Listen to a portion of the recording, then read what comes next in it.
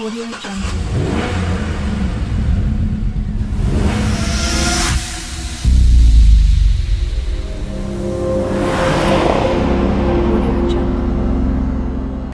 First of all, Oliver, from my part, big congratulations to all of these results from these races. But what's your thoughts? What's your feelings about these first races of the season from your side? Yeah, thank you very much. Honestly, I would say that it couldn't go much better. Obviously, the first two races were a little bit difficult. We were trying to find a balance with the car, with the setup. We'd made some changes from last year that we were kind of trying to experiment with that didn't really work, let's say. But since going back to our baseline settings and being able to obviously do 3 podiums in a row and 2 pole positions, that's obviously very, very positive. But yeah, I think so far so good. I think the whole team is working in a really good way. There's a lot of energy here at the moment, and yeah, couldn't really be happier from my perspective. In our last interview in Valencia, you said that your goals were taking some podiums and poles. Are you surprised that your goals, or most of your goals, were achieved in the first 5 races of the season?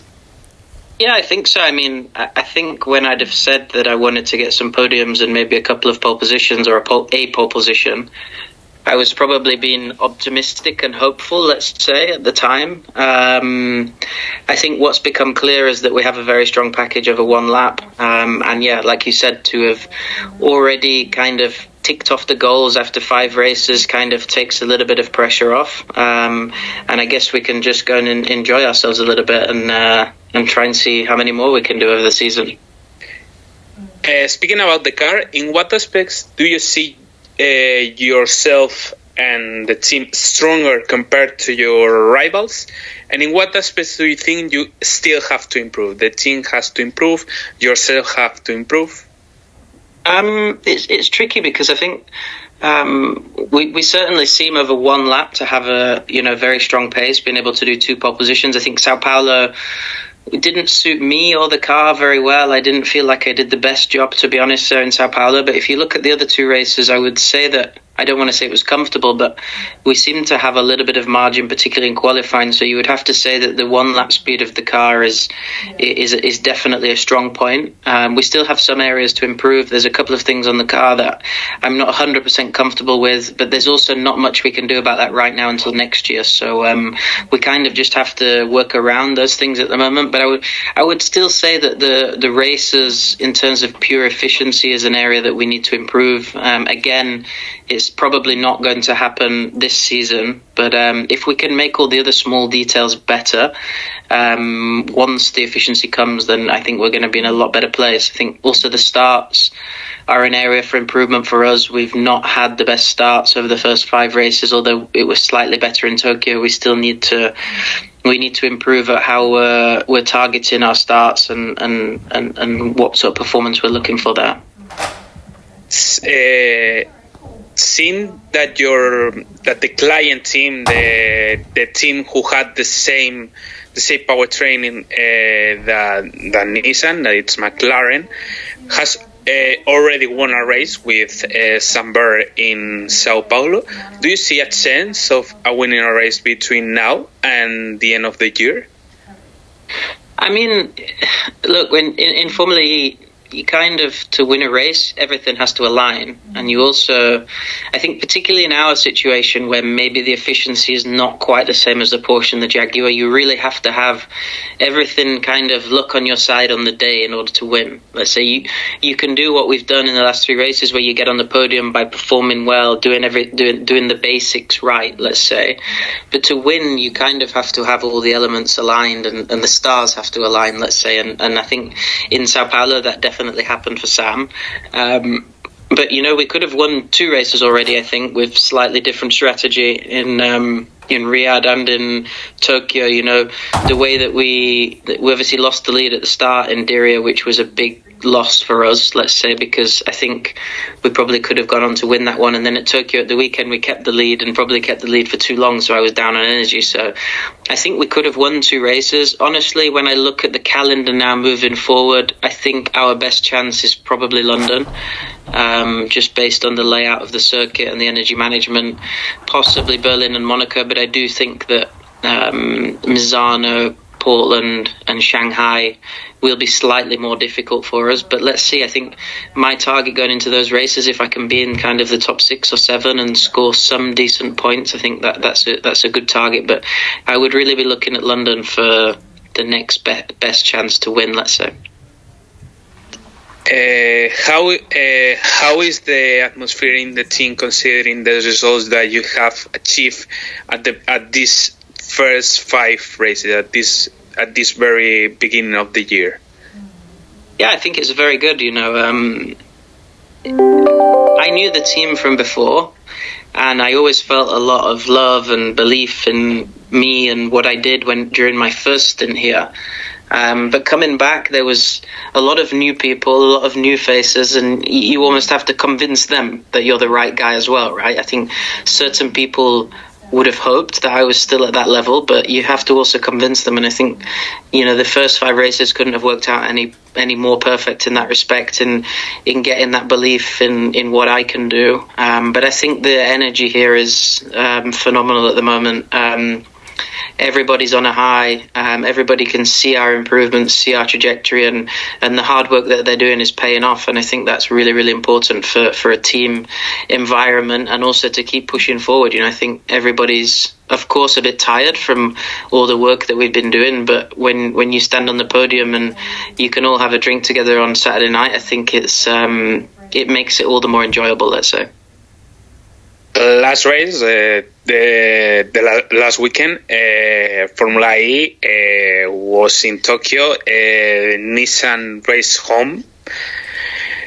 How special were you and the team to compete at home and at the race home, and to achieve such a great result that it's a second place from your side?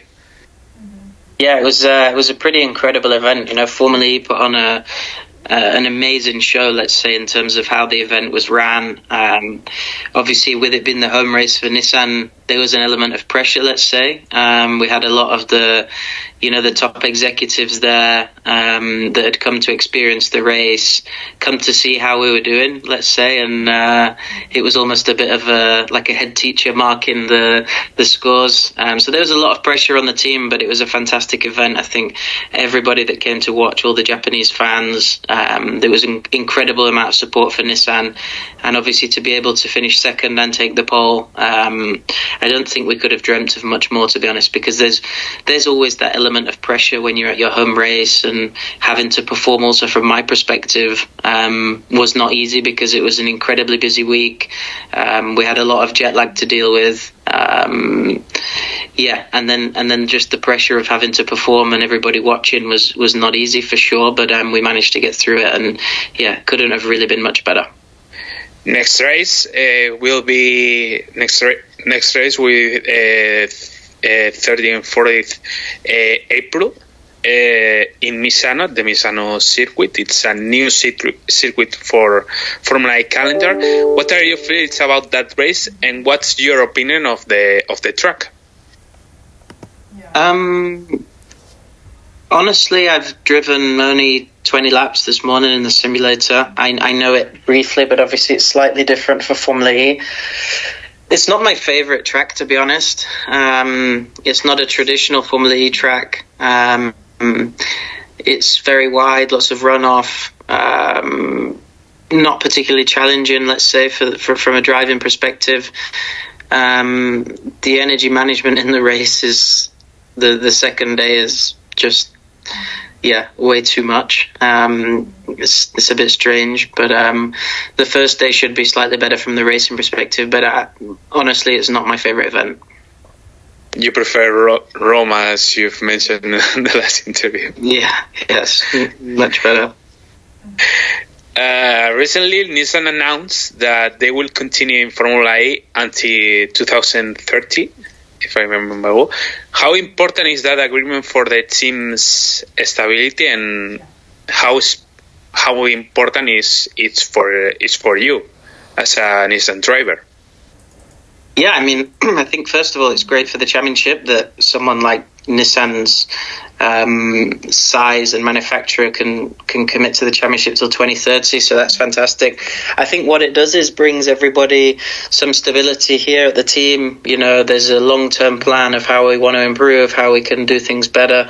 So I think for the team, it's good. Let's say. Honestly, from my perspective, not much changes. I go race by race.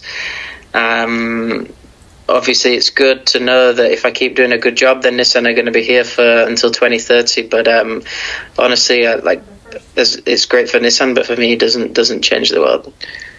And the fact that there is a new customers championship, constructors championship in Formula E, how important is for the team? For us as a team, let's say, I would say not as important as the team's championship. So that's the one that we're targeting to win. I think if you win that, then the constructors championship kind of takes care of itself. It's a little bit odd to have these two kind of championships that some teams are kind of fighting for the same thing, but it's the same in MotoGP, I think, and it works quite well. So yeah. Like I said, for me, I focus race on race, and you know, my job is to do the driving, I guess, and hopefully the rest takes care of itself. For going back to this year, on the grid there is only one rookie, which is Jehan, that it's competing in Maserati. If you can choose one driver to come to Formula E as a rookie, which driver would you like to see to debut in this series? I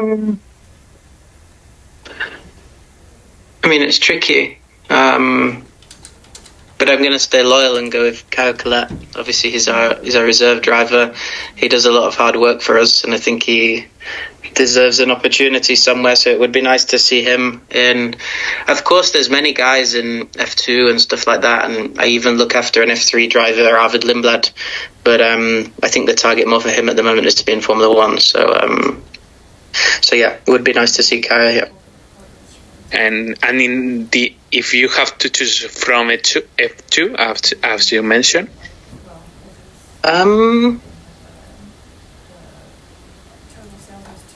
it's tricky. I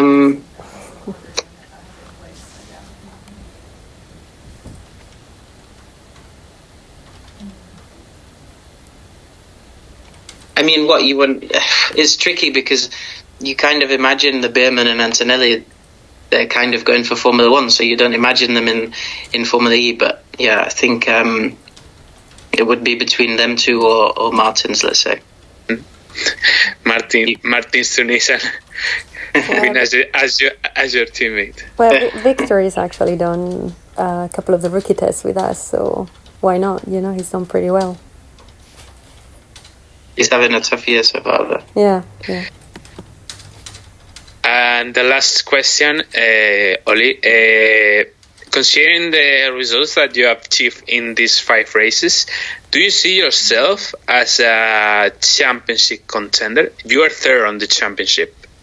I know. No.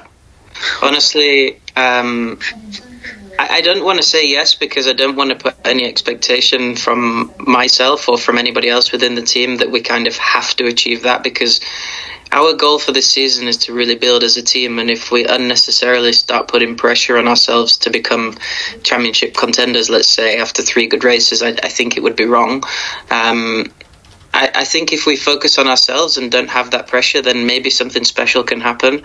But right now, I wouldn't say that we were like super championship contenders, but there's always the chance, and if it comes after another 6 races that we're still in the same position, then you would have to definitely say that we are. But maybe these results will think has the intention to think that maybe this contendership from other years are possible. Like what happened this year. Maybe.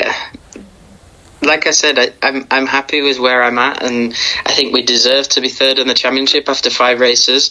But I don't want to put any unnecessary pressure on it. But I guess if I'm third and I'm 9 points off the lead, I am technically a championship contender. But from a mentality perspective, I want to keep going race by race, and if we do that, then maybe we can become a strong championship contender. Okay, so no more questions.